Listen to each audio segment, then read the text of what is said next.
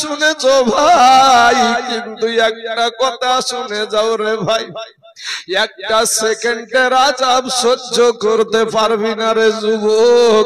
500 বছরের রাস্তা, জাহান্নামের আগুন দূরে থাকতে তোমার আমার দেহের মাংসগুলা খসে খসে জমিনের বুকে ভরে যাবে রে যুবক।